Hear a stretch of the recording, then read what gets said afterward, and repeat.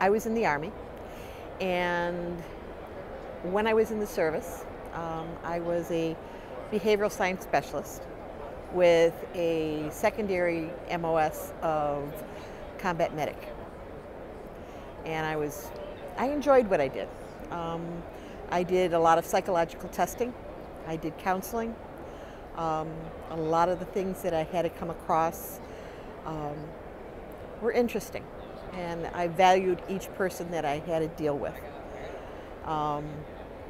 It made for an interesting time. And then when I got out of active and went into the reserves, I would do a lot of my stuff at Detroit Medical Center on the psych ward.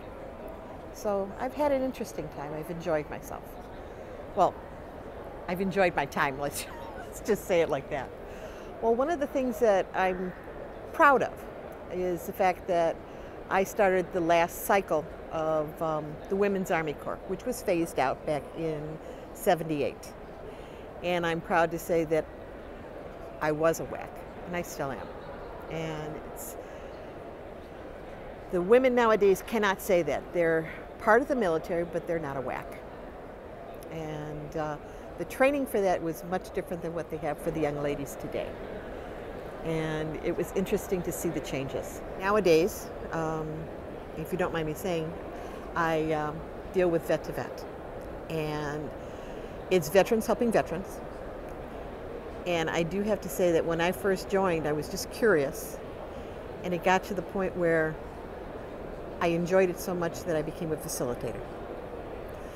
And I don't regret ever joining. And it provides information, educational information. We don't do therapy or anything. It's just strictly education. And education is not a bad thing. One of the things that I start to do now is I start with a meditation before my meetings and then a meditation after that I have the vets join in on. And it kind of puts us at a different kind of mindset, kind of relaxes everybody, so that when we talk about whatever the topic is, they feel more relaxed and they open up more. And for some of them, I've had people come and address me later and said, thank you, because if it wasn't in the way that it was presented, they didn't feel welcomed, or they weren't willing to open up as much as they did. And that, for me, is a success, because more our vets can open up and express themselves, the better it is. Because a lot of our vets have things bottled up.